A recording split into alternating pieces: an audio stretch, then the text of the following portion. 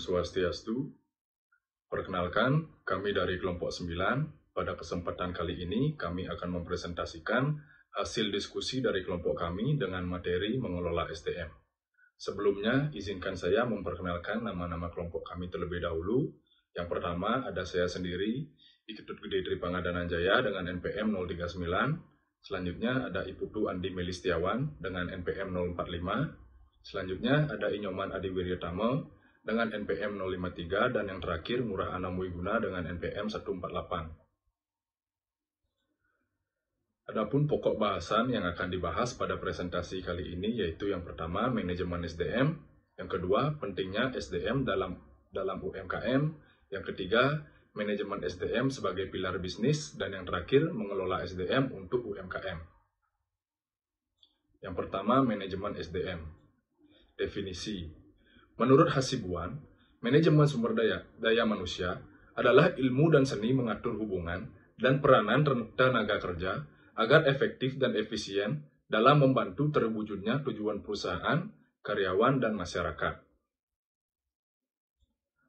Yang kedua, tujuan manajemen SDM. Tujuan yang pertama yaitu merencanakan sistem kinerja efektif, meliputi proses perekrutan, seleksi karyawan, penggajian, pengembangan, dan pelatihan kepada karyawan. Yang kedua, mengembangkan sistem manajemen efektif untuk mengembangkan iklim kerja yang baik di dalam perusahaan. Yang ketiga, memastikan karyawan mendapat kesempatan yang sama untuk berkembang. Dan yang keempat, memastikan karyawan dapat dinilai dan dihargai pencapaiannya. Yang kelima, menjaga kesehatan dan kesejahteraan karyawan baik fisik maupun mental, dan yang keenam menciptakan lingkungan kerja yang kondusif untuk semua karyawan. Selanjutnya ada fungsi manajemen SDM. Fungsi-fungsi yang pertama yaitu perencanaan, yaitu merencanakan tenaga kerja agar sesuai kebutuhan agar lebih efektif dan efisien. Fungsi yang kedua yaitu pengorganisasian, yaitu pembagian kerja karyawan, hubungan kerja, delegasi, wewenang, dan koordinasi. Fungsi yang ketiga yaitu pengarahan, yaitu mengarahkan karyawan untuk bekerja lebih efektif dan efisien. Fungsi yang keempat yaitu mengendalikan dan mengawasi karyawan untuk menaati semua peraturan yang ada di dalam perusahaan. Fungsi yang kelima yaitu pengadaan, yaitu proses penarikan, seleksi, orientasi, dan induksi yang diberikan kepada karyawan. Fungsi yang keenam yaitu pengembangan. Proses ini adalah proses peningkatan keterampilan dari perusahaan untuk karyawan yang biasa disebut dengan pelatihan. Selanjutnya, fungsi manajemen yang ketujuh yaitu kompensasi. Kompensasi merupakan perhitungan dan pembagian balas jasa yang adil kepada semua karyawan yang berada di dalam perusahaan. Fungsi yang ke-8 yaitu pengintegrasian, yaitu mempersatukan kepentingan karyawan dan perusahaan agar selaras dan tidak tumpang tindih.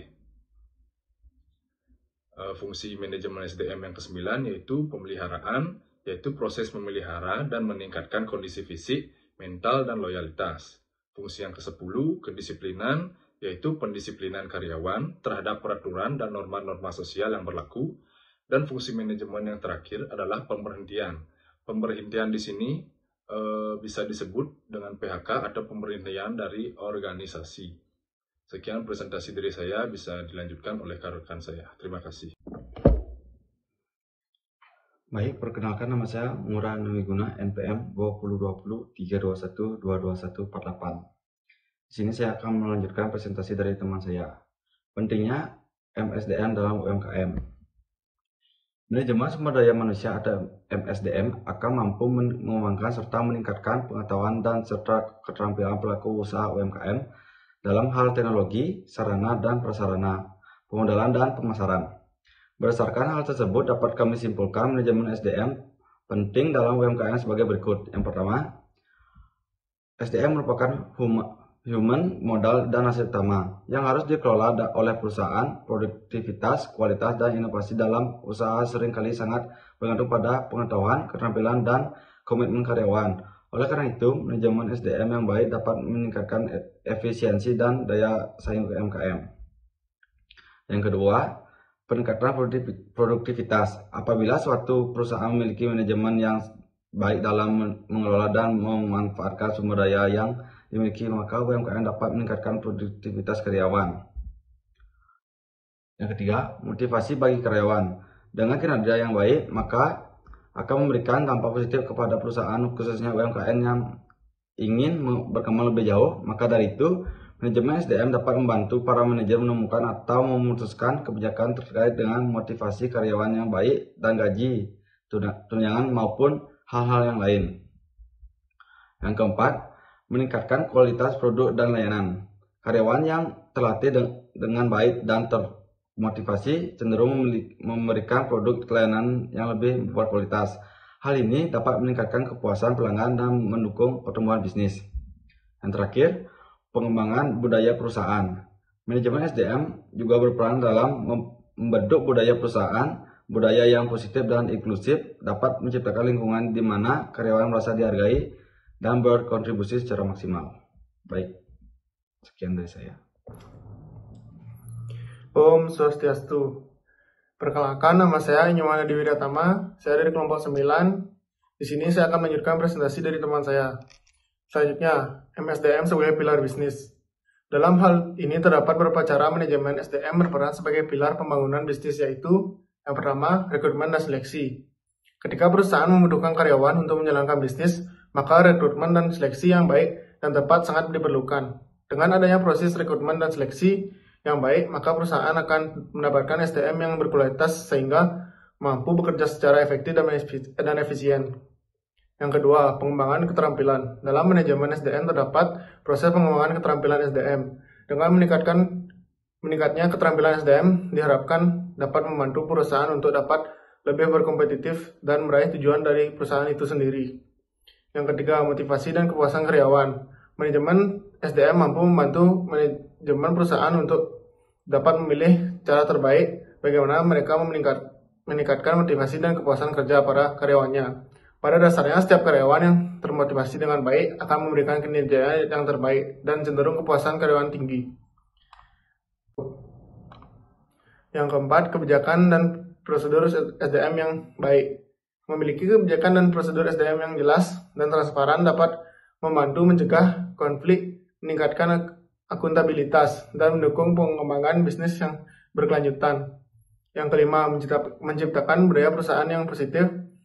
Manajemen SDM memiliki kontribusi pada pembentukan budaya perusahaan yang positif dan inklusif. Budaya yang baik dapat meningkatkan moral karyawan, kreativitas, dan kolaborasi. Sekian presentasi dari saya.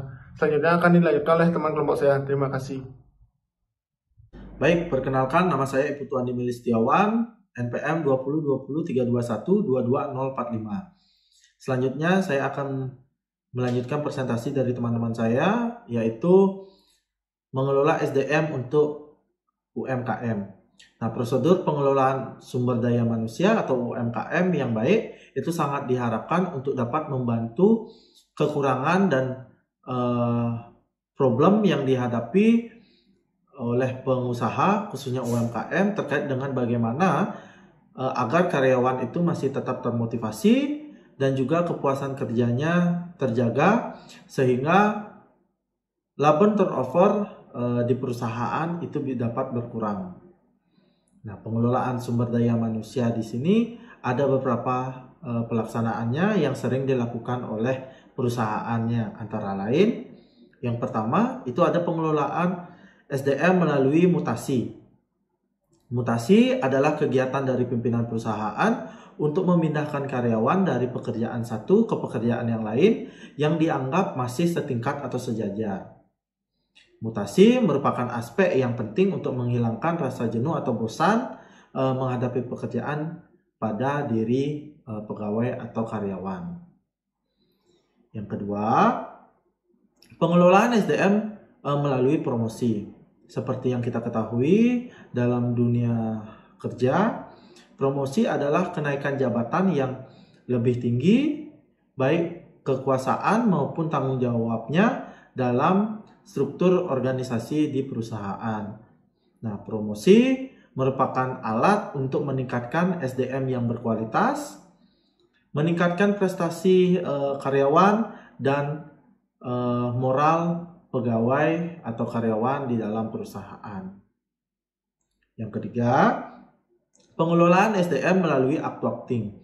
Untuk melaksanakan perencanaan SDM, perlu diadakan tindakan actuacting atau penggerakan.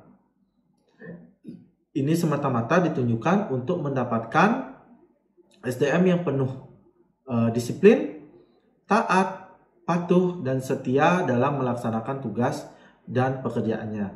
Diharapkan dengan adanya tindakan actuacting atau penggerakan ini, perusahaan khususnya pada tingkat level manajemen dapat menilai suatu karyawan dalam melaksanakan suatu tugas, apakah dia itu taat, patuh, dan setia dalam menjalankan tugasnya, sehingga karyawan yang kita miliki itu memang benar-benar bekerja dengan baik sesuai dengan harapan dari perusahaan.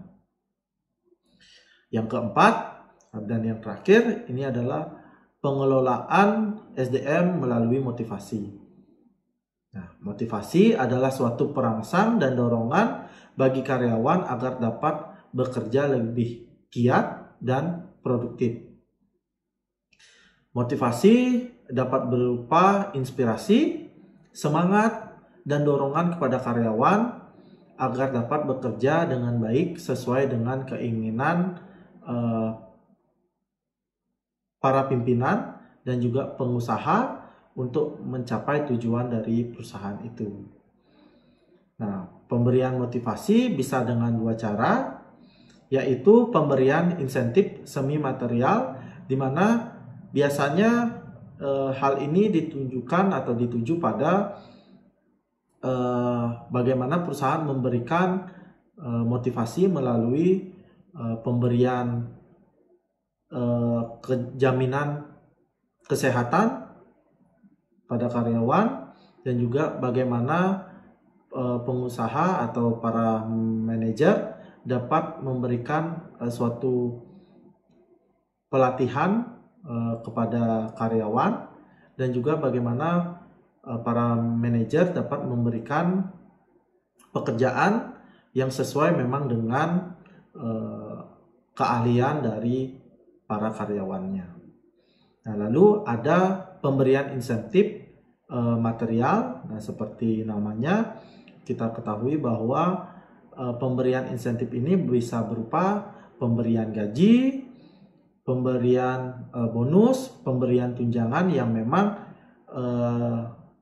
dari waktu ke waktu itu meningkat, sehingga motivasi dalam bekerja oleh karyawan itu dapat terus meningkat.